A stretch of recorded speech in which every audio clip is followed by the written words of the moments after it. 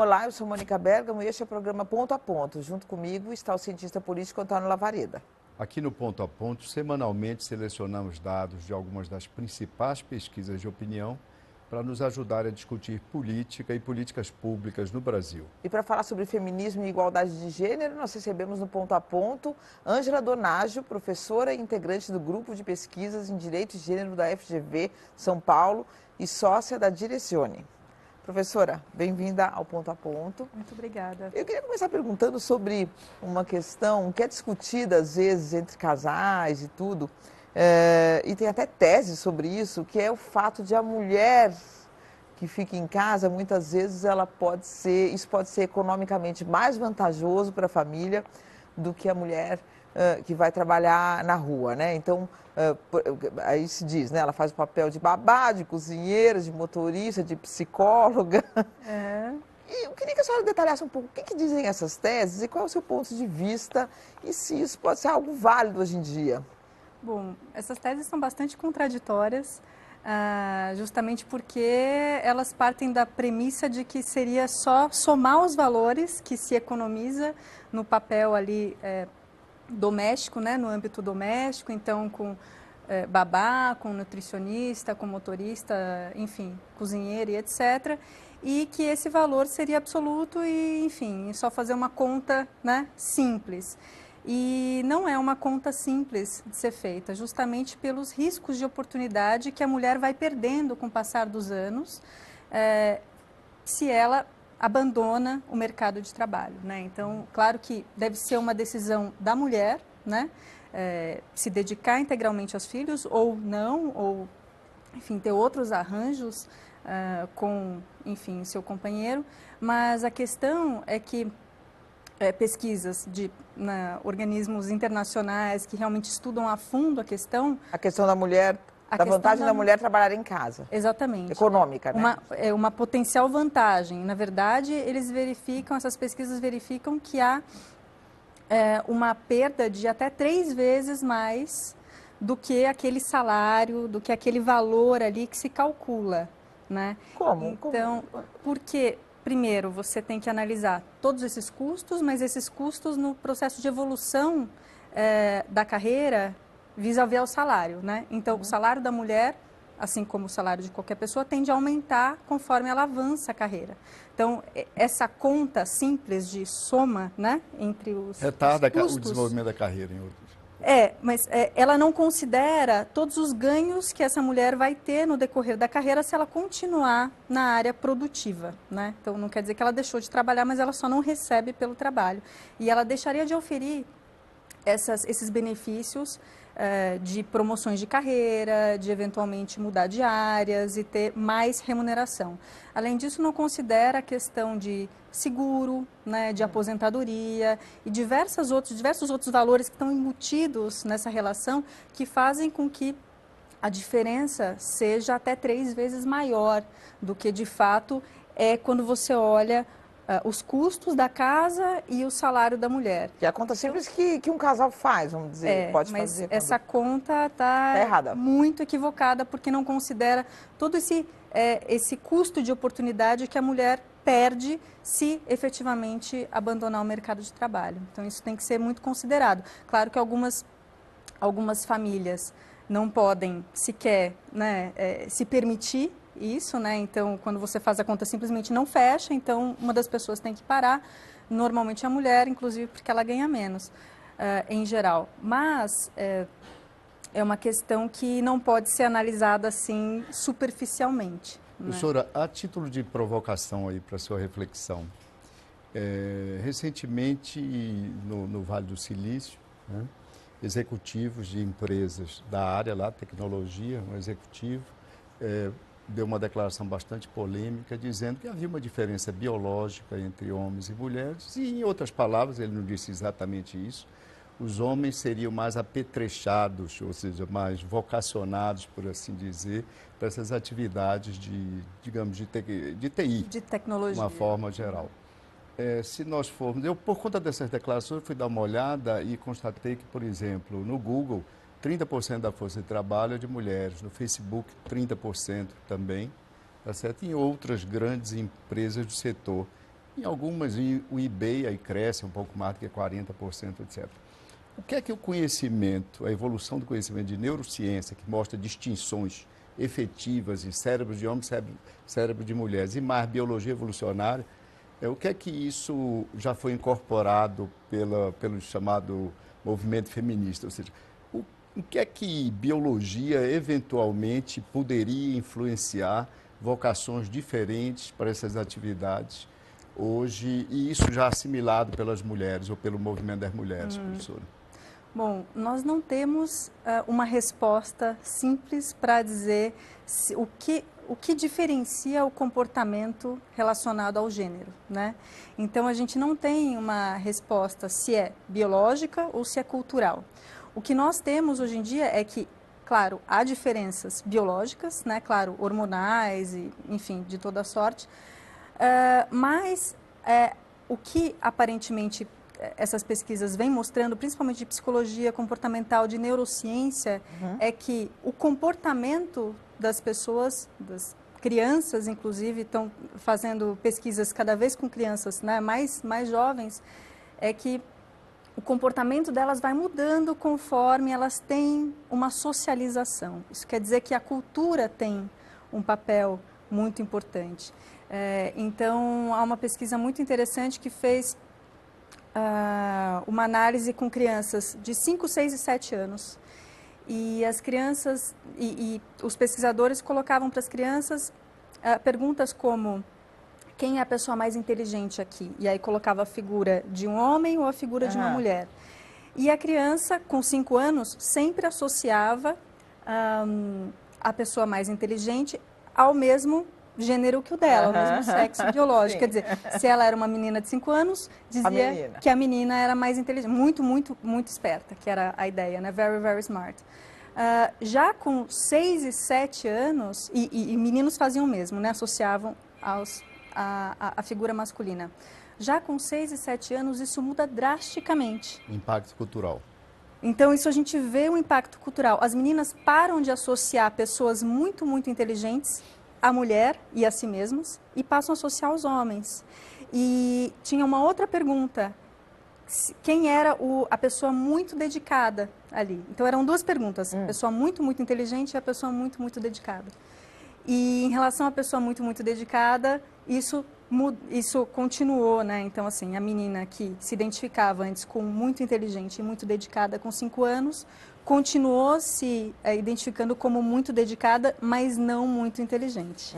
E os meninos não mudaram isso. Então, a gente vê que esse processo de socialização, que começa a aparecer muito, né, de uma tenra idade, tem uma influência muito grande na nossa percepção, inclusive na percepção de desempenho das pessoas. Então, qual que é a percepção de desempenho quando um homem está realizando alguma atividade ou quando uma mulher está realizando alguma atividade? Um caso bastante interessante, um experimento muito importante, que eu sempre gosto de citar, é das orquestras, que até 1970 eram compostas por 5% de mulheres.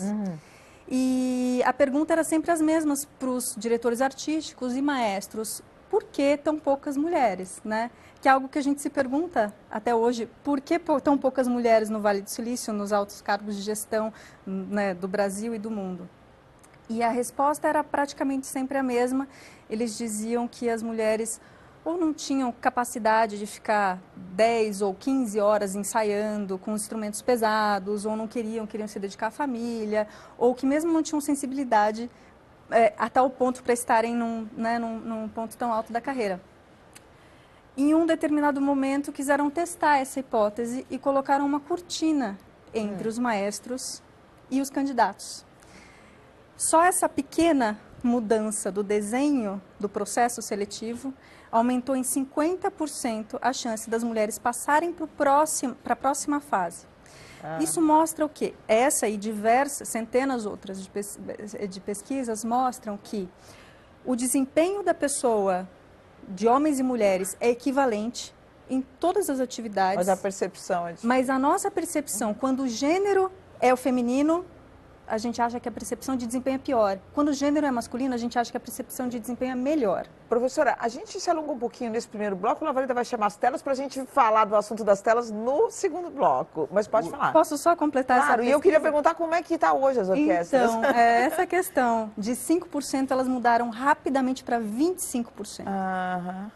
E hoje, atualmente, a gente está com cerca de 35%. Então, é uma mudança muito drástica. Não dá para dizer que não existiam mulheres capacitadas. Duas telas, professora, e a gente vai conversar sobre elas no outro bloco. Uma pesquisa Gallup, de 2016, prefere trabalhar em emprego remunerado, ficar em casa e cuidar da sua família, das tarefas domésticas, ou prefere fazer as duas coisas para as mulheres? Trabalho remunerado, 29%. Ficar em casa, 27%, e ambas, as duas coisas, 41%. A professora vai comentar esses dados no outro bloco. E agora, a segunda e última tela.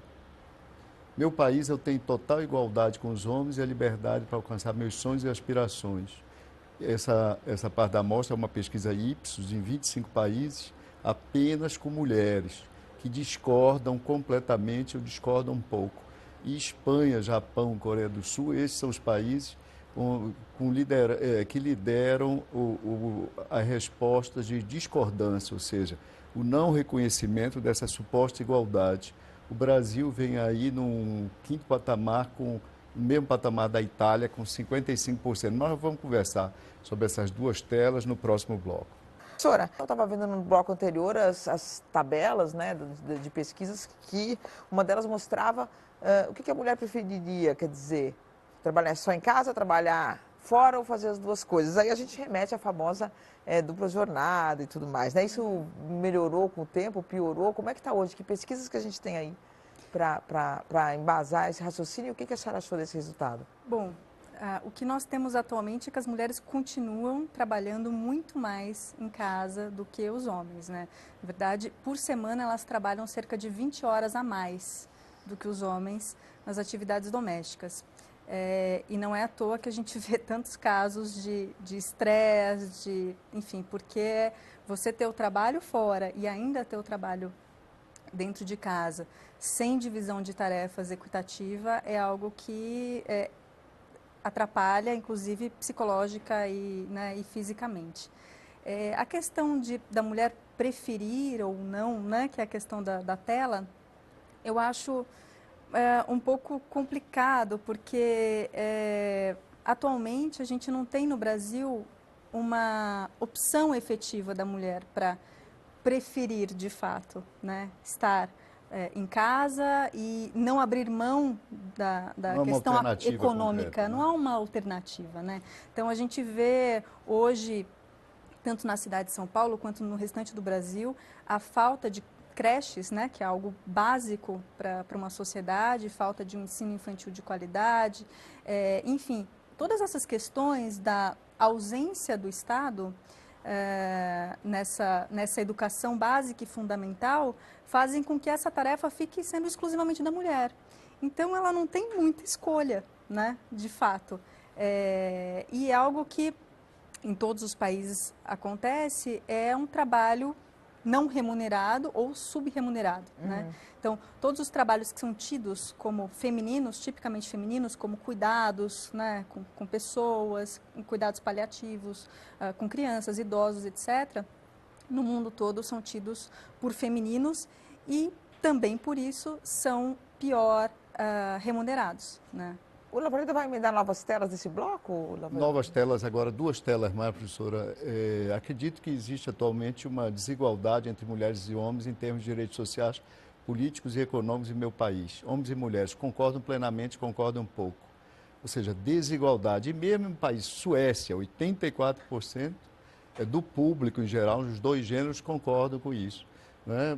É surpreendente. A cidade da Suécia me parece surpreendente, não sei se a professora tem a mesma impressão. México e Índia no mesmo patamar, uma coisa mais plausível. Coreia do Sul, Brasil com o mesmo patamar, mesma percepção de desigualdade que a França, que é uma coisa também surpreendente. E África do Sul, mesmo patamar da Espanha com 77%. Na próxima tela desse bloco, defende e apoia a igualdade de oportunidades para as mulheres. Também é aquela pesquisa Ipsos, 25 países, uma amostra de 17.700 pessoas. Defende e apoia a igualdade de oportunidade para as mulheres, me posiciono para mudar a situação para as mulheres no meu país. Homens e mulheres, concordo plenamente, concordo um pouco. China, dizem que estão engajados nessa questão, 87%, quase 90%, Índia, 85%, Peru, 83%, Espanha, 82% e Brasil, 2/3 das pessoas dizem isso. Essa pesquisa, professora, capta percepções muito interessantes e contraditórias. Veja aí, 87%, percentuais bastante elevados. Pois bem, há uma pergunta nessa mesma pesquisa do Ipsos que indaga o seguinte, é uma questão de concordância. Acredito que as mulheres são inferiores aos homens e as alternativas são concordar plenamente, concordar um pouco, discordar um pouco, note-se, discordar apenas um pouco, e discordar completamente. Então, óbvio que quem discorda um pouco, concorda um pouco ou concorda plenamente, na verdade, concorda. Tudo mesmo, E o percentual, professora, quando você agrega essas três categorias, é de 39% da amostra global. 39%, Mônica, nós estamos falando de 4 em cada 10, nós estamos dizendo que dessa amostra global, o mundo, 60% das pessoas acham que as mulheres não são inferiores aos homens e 40% acreditam que sim, as mulheres são inferiores aos homens. Isso depois de décadas de movimento feminista, de todas as iniciativas que as mulheres têm tido nas mais diversas sociedades. Professora, qual é a sua opinião sobre isso, sobre esses dados? Começando com aquele dado lá de trás da Suécia. Eu acredito, como esses são dados de percepção, claro que envolvem também o conhecimento da pessoa e da população acerca dos seus direitos, e acerca dos valores e acerca dos seus direitos. No Brasil, por exemplo, nós temos pesquisas recentes que mostram que mais de 1/3 das pessoas acha que a mulher usando roupas curtas está pedindo para ser estuprada na rua. Nós ainda temos, homens e mulheres ainda temos esse tipo de percepção no nosso país, como se o estupro fosse culpa da vítima e nunca do agressor. Na Suécia, o país tem feito um trabalho de evolução com políticas e com educação de gênero há muitas décadas, desde a década de 70, pelo menos. E o que acontece é que, mesmo assim, bom, lá o nível de conscientização é muito maior, né? Então as mulheres sabem mais sobre seus direitos e exercem mais esses direitos, mas além disso, problemas como esses preconceitos inconscientes, que a gente chama de vieses cognitivos, continuam acontecendo lá, como acontecem aqui. Um exemplo disso é uma pesquisa recente desse ano que analisou o quanto de financiamento mulheres recebem a mais ou menos do que homens, quando vão pedir para financiamento das suas próprias empresas, né, dos seus empreendimentos. Então, analisaram venture capitals, né, e verificaram que, na Suécia, na Suécia, verificaram que dos pedidos das mulheres, 50% eram recusados, enquanto 30 e poucos % dos pedidos dos homens eram recusados. E, além disso, o que era pedido pelas mulheres era dado 25% só do que elas pediram de investimento, e dos homens era dado 50% do que eles pediram. Essa é uma questão abordada. Outra questão que é bastante interessante nessa pesquisa é como a linguagem interfere e a linguagem expõe esses nossos preconceitos internos, esses vieses cognitivos que nós temos, que são inconscientes. Por exemplo, nas falas das pessoas que tinham que avaliar os empreendimentos, quando o empreendedor era jovem ou a empreendedora era jovem, essa era uma característica positiva quando era de um homem e negativa quando era de uma mulher. Quando era de um homem, não, ele é jovem, ele tem muita energia, ele tem muitas ideias novas. Quando era da mulher, não, ela é jovem, ela é inexperiente, não dá para confiar tanto. Quando era, por exemplo, uma característica de cuidado, aquele empreendedor, ele é muito cuidadoso, isso é ótimo para os negócios. Quando era da mulher, não, ela é cuidadosa demais, ela é insegura, deve ter algum problema. Então, e a agressividade também. A agressividade é algo que é tido como uma característica masculina, tipicamente, e é vista como positiva nos homens. Então, um homem agressivo é a ideia de um líder, um estereótipo de um líder e o estereótipo de um homem tem na sua base o conceito de assertividade e agressividade. Isso é visto negativamente de para a fato, mulher. professor, a agressividade está associada a um hormônio, testosterona. Mas as mulheres também têm testosterona. Mas, de fato, a taxa de testosterona dos homens é bem maior, expressivamente maior do que as mulheres. Isso é um dado da biologia, expressivamente.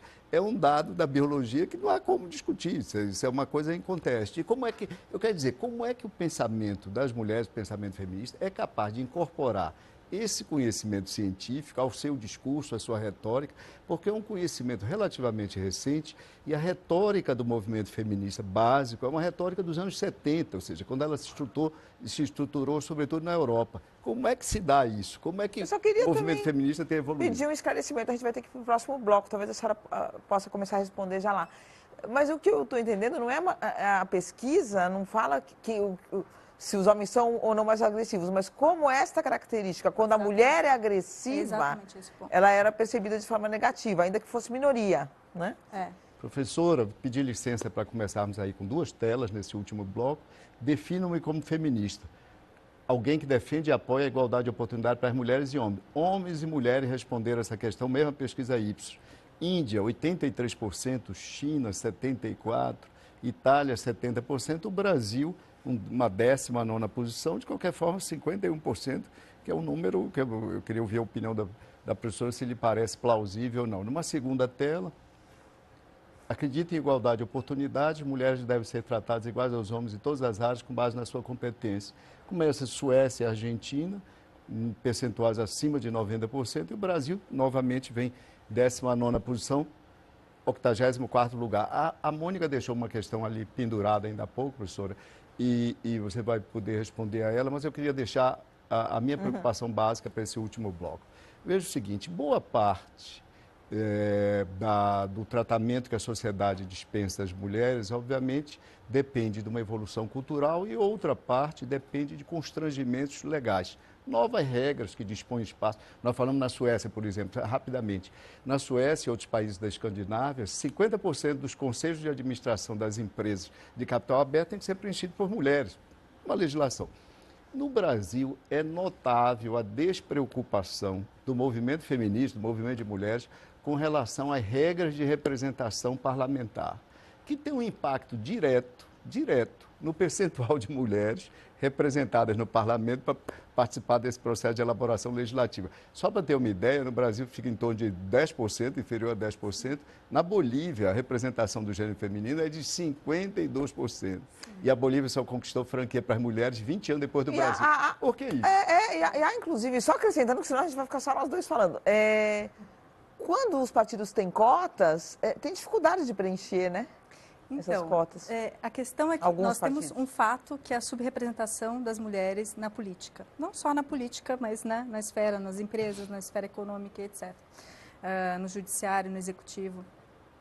A questão, acho que eu discordo um pouco do ponto aqui do professor Antônio, que não creio que seja por conta do movimento feminista não ter dado atenção a essas questões. Na verdade, o movimento feminista vem impulsionando mudanças para isso acontecer. A gente tem uma lei de cotas para partidos, né, que determina que 30% das candidaturas devem ser de mulheres. Desculpa, que é uma lei absolutamente ingênua, porque é dentro do sistema que não dá condição para as mulheres. Então, mas a questão é que a interpretação dessa regra, então não é a questão dos movimentos feministas, mas você tem um sistema inteiro que vai contra a aplicação dessa regra. Então, ela foi também interpretada para não permitir as mulheres de se candidatarem. E nós temos outros problemas aí. O fundo partidário, por exemplo, as mulheres recebem, os homens recebem 30% a mais, no mínimo, de fundo partidário do que as mulheres. Os diretórios de partidos são compostos quase que exclusivamente por homens. Isso não permite que mulheres venham ganhando prestígio nos partidos para se lançarem como candidatas. E a gente sabe que a questão do investimento financeiro tem uma relação direta com o desempenho eleitoral. Mas na discussão então, assim, sobre a reforma política, professora, se elas não têm um investimento... As mulheres não fizeram uma proposta sobre um modelo que poderia ensejar uma maior participação lista pré-ordenada, por exemplo. As mulheres foram contra. Nós temos diversas questões de movimentos feministas, o movimento feminista não é uma coisa só. Não é uníssono. Nós temos diversos tipos de movimentos feministas e desde na terceira onda feminista pós 1990 foram se diferenciando movimentos feministas. Então nós temos o movimento de mulheres negras que, claro, que tem diversas questões que são muito próximas a todas as mulheres, mas são muito específicos, então a elas a luta é ainda maior do que a das mulheres brancas, as mulheres homossexuais, as mulheres deficientes. Cada uma dessas características vão se somando e vão mostrando outros tipos de desafios. Então não dá para a gente falar de um movimento feminista e de que ele seja responsável por alguma coisa ou uma omissão. Eu acho que a gente tem um sistema que faz com que mulheres ganhem menos recursos, que elas não consigam tanto prestígio dentro dos partidos e que, assim, as cotas que existem pela lei sejam cumpridas apenas de forma laranja, né? Então, você usa candidatas laranjas. E hoje a gente tem, na última eleição, por exemplo, nós temos um dado que mais de 14 mil mulheres não tiveram, candidatas mulheres, não tiveram sequer um voto na eleição. Foram laranjas, de fato. Laranjas, enquanto homens foram 1.000 que tiveram 0 voto. Então a gente vê que isso é algo recorrente, os partidos usarem disso para burlarem a lei. Nesse sentido, eu queria colocar a questão da eleição da Dilma, se houve algum impacto. A gente sabe que ela foi eleita porque quem o Lula apontasse seria eleito, né? Então ela não foi uma liderança feminina construída a ponto de ter conquistado esse espaço. Na verdade, ela conquistou vários espaços administrativos e tudo, mas ele que chegou lá e fez a escolha. Mas ainda assim, quer dizer, como é que o sucesso eleitoral dela e posteriormente o fracasso no governo ou a fatalidade ali que aconteceu com ela, o impeachment, isso teve algum impacto em termos de... Porque se imaginava, né? Agora uma presidente mulher, para autoestima, as meninas que viam, que falavam, ou isso passou em branco? Eu acho que a carga dos estereótipos de gênero tem, óbvio que tem uma consequência em todo o processo aí tanto de eleição quanto de queda, né, da presidente Dilma. Alguns desses estereótipos de gênero fazem com que a gente perceba que as mulheres são muito mais cobradas a serem mais competentes, mais éticas, justamente porque o desempenho delas é percebido como pior. Se exige muito mais do que a média, né? Então, se exige muito mais do que uma ótima competência, do que um ótimo caráter e ética e, enfim, atividades honestas. Então, em todas as ocasiões em que há uma ascensão de uma mulher, nós vemos que ela passa por um escrutínio muito maior. Então, quando nós já tivemos esdrúxulos durante toda a história, né, brasileira, mas quando é uma mulher, o escrutínio é muito maior, né? Então, também o tipo de julgamento é maior e a gente vê que os julgamentos quanto a ela eram no pior sentido, não eram só na esfera de competência, mas eram envolvendo sexualidade. Mas houve, etc. quando ela foi eleita, alguma medição para ver se teve algum impacto do fato de ser uma mulher? Ou, por exemplo, não sei o que se poderia, por exemplo, mais exposição de mulheres de irem para a política. A autoestima da para autoestima. Eu lembro que se falava muito, ela falava que tinham festas, que tinha a máscarazinha delas, meninas falavam, eu quero ser presidente, o que você vai ser quando crescer, presidente? Mas isso não foi medido, né? Eu não conheço pesquisas. Eu não conheço pesquisas que falem sobre o fato inédito de uma mulher chegar da representatividade, né? Então, a gente tem, inclusive, um viés, uma heurística que chama a heurística da representatividade. Quando você vê diversas pessoas como você, em cargos de topo, você se imagina lá. Você realmente, né, tem o impacto do Lula sobre os pobres do Brasil, exatamente. Por exemplo. Operário, etc. Ou a cota para negros, então, né? Como funciona nos Estados Unidos. Exatamente. A gente tem, por exemplo, pesquisas que da Suécia ou da Noruega, se não me engano, porque elas tiveram, um desses países teve a primeira-ministra durante 13 anos, se não me engano. E as meninas começaram a falar, não, eu quero ser primeira-ministra. Uhum. E os meninos chegaram a um ponto de se questionar, será que eu posso ser primeiro-ministro? Então, isso aparece lá. Se os meninos chegam a verbalizar, só com 13 anos, de uma figura poderosa, de uma mulher ali, será que eu posso? O que está dentro da cabeça das meninas, vendo sempre homens no poder, na política, no judiciário, nas empresas? Só tem né, esse tipo de referencial. E é justamente por isso que quando nós vemos uma mulher lá no topo, nós julgamos mais e ela não encaixa na nossa percepção do que é ser uma mulher. Né? Ela não tem aquelas características. Tá bom, professora, a gente, só para finalizar, lembrando que ela falava que era uma mulher... como é que é? Muito agressiva, cercada por homens muito doces, né? Ela fazia essa brincadeira que eu lembrei quando a senhora falou. Testosterona. Mas, infelizmente, chegamos ao fim aqui do Ponto a Ponto. Queria agradecer, convidá-la para retornar, para a gente falar mais uma vez sobre esse tema, professora. Agradeço, muito obrigada, é um prazer estar aqui, muito obrigada. Obrigado pela presença. Entre em contato com a gente pelo e-mail pontoaponto@band.com.br, pelo Twitter @pontoapontonews, ou acesse nossa página no Facebook. Muito obrigado pela audiência e até a semana que vem. E você pode rever o programa de hoje, todos os que já foram ao ar, no site www.bandnewstv.com.br. Muito obrigada pela companhia e até o próximo Ponto a Ponto.